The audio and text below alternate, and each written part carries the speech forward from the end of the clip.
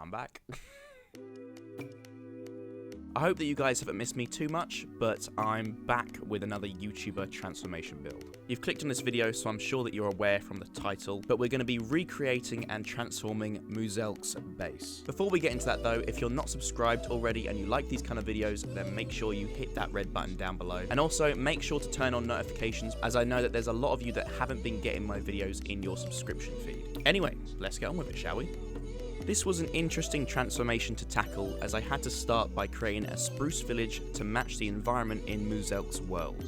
I did some basic terraforming to get a rough idea of the landscape, and then began creating a village that looked like it'd been naturally spawned in. By watching through his series as I built, I was able to slowly get some landmark areas down, which helped provide me with an idea of where to place the surrounding buildings. Because I was watching his playthrough while building, you'll notice that his house and other buildings go through different stages to match the changes that he gradually made to them. Obviously, in some areas it's pretty difficult to work out the exact layout, as I didn't have the appropriate perspective of the world. I only had Muselk's first-person viewpoint to figure out the layout of his base, which is one of the difficulties when creating these transformations and why they take so long to do in the first place, as I want to get it as accurate as possible. Once I'd made some changes to his house, I started working on his villager prison out front.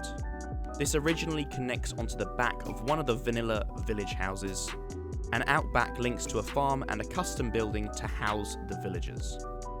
This will go through some changes, as this was still in the early stages of his series. Some further and more defined upgrades were made to the cliffside house, swapping out some materials for a cleaner and more refined look. This was also the beginning of his Prisoners with Jobs program, as he called it, and he created the work building that was connected to the side of the prison. I also cleared out one of the existing village houses and placed down his nether portal. Some upgrades were made to the work building, including a second level and configuring the entrance of the building to the prison yard. Next to his portal, I included a pixel art sheep head, which was the memorial for his beloved Pete the sheep. I had to make some terrain edits to hide the building underground, and then included Baz's treehouse as well. Some changes were made to the prison and the connecting village house was removed.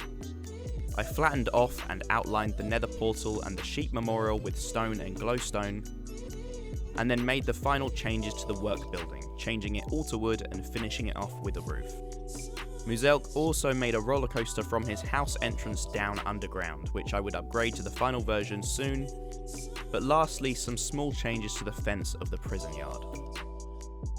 I extended the roller coaster along and made some final upgrades to his cliffside house.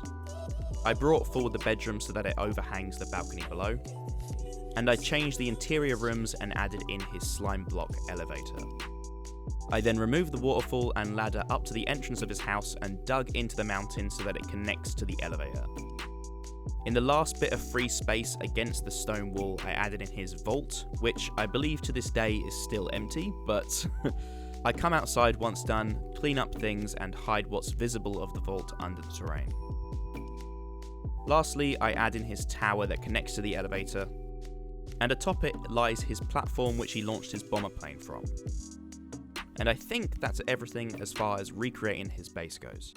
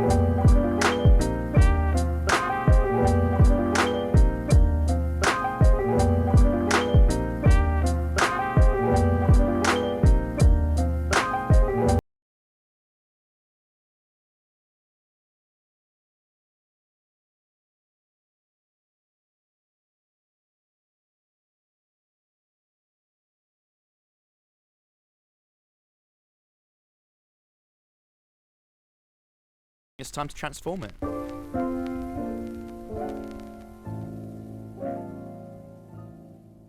So, to start with, I raised up the prison into the air to allow for some space to work with. I wanted to expand on the villager prison idea, so I started by making a guard tower to place around in each of the corners.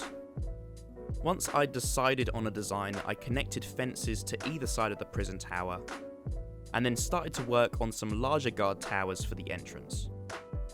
Once I finished the first one, I mirrored it to the other side and then copied sections of the wall and the taller guard tower around to the other side to complete the outline of the prison. I decided to relocate the large villager building into the centre as it fit the location a little better. This is the large multi-tiered prison building which would house all of the villagers in. I used an assortment of different dull looking blocks for the materials of the prison, mostly grey, as prisons in real life typically aren't the most colourful or eye-catching. My favourite design of this whole build was actually incorporating stone cutters along the fences and atop the buildings as barbed wire. Because of the saw blade and it has animation, it really felt like it fit in with the theme of the build. Once the main building was done, I converted the space out the front into 2 yard sections. The first of which was full of weightlifting equipment and also included a basketball court. And on the other side of the prison yard, I added in Baz's shop and made it into more of a communal space, with several benches laid around the grounds. Now that the main section of the prison was complete, I had to make adjustments to the pre-existing village. So I fixed up the surrounding terrain and repasted the village buildings around the back of the prison. As for the job prison building where the villagers could work, I decided to keep it outside the walls, true to how the original was. But I still connected it to the prison fences as their only means of access. I decided to mimic the design of the larger building to match, but making some adjustments here and there as it's a fair bit smaller. I lined the roof of the building with iron bars and stone cutters once more, and next to the building, I slightly transformed the crop farming area to match. On the interior, I made it into separate prison cells for each villager, and included one of each job block as well. Lastly, I filled the lake in with seagrass to make it appear swampier. Next to the prison, I wanted to extend out Muselk's farm as they were much larger than I previously made. So I included a large wheat field next to it and a small pen for a few sheep and cows as well. I changed the staircase up to the farms, slightly adjusted the entrance to the mine, and changed the main road and the lamppost designs. It was time to upgrade Pete's monument, and at first it started looking a little bit creepy, but once I figured out what I wanted to do, he started looking less creepy and more like a sheep that's been run over. Not that that's really much better, but either way I felt there wasn't really much that could be done, so I moved on to the nether portal next to it. I've done a few nether portal designs previously and I wanted to try something different that wasn't much larger than the original. So I went for a more industrial kind of vibe and included statues on either side of the entrance as well.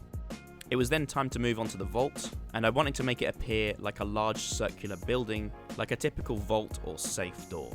I made it out of stone brick, iron blocks, and I also included iron trapdoors into the design. Lastly, I had to upgrade Baz's treehouse, so I quickly built up the trunk and made a basic custom tree with a hanging ladder up to the treehouse platform. Finally, it was time to upgrade Muselk's cliffside house, and I wanted to challenge myself by making it into a modern mansion. Now, I really haven't practiced or built that much in this style before, but I tried my best to follow the outline of his existing house as a guide when laying out the walls.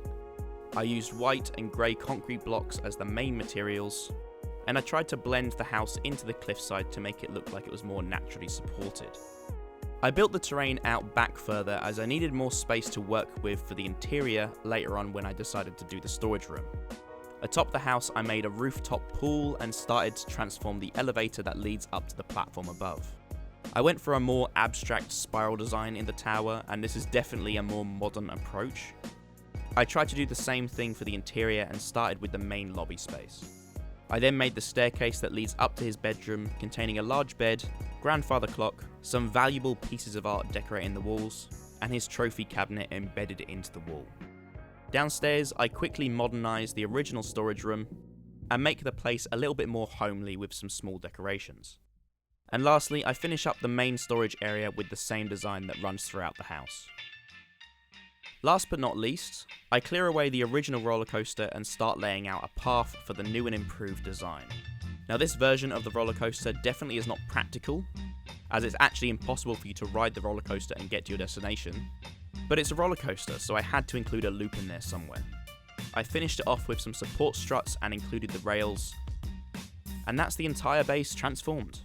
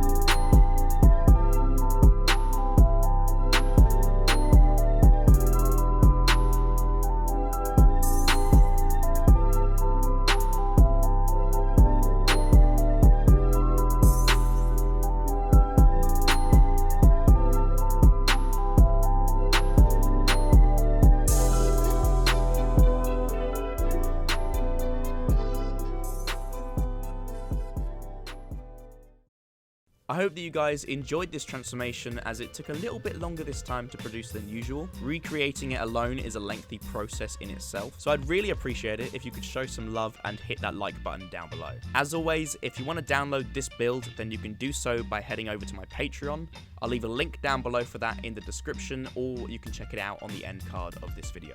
Also, I've got a Minecraft server up and running finally. It's only taken like 3 months. So if you fancy joining in on that, then you can head over to my Discord. Again, I'll leave a link to that down below in the description. Go into the Discord and you can then access it via there. Anyway, I hope that you guys enjoyed. That just about does it. We're wrapped up here, I think. And yeah, I'll see you next time.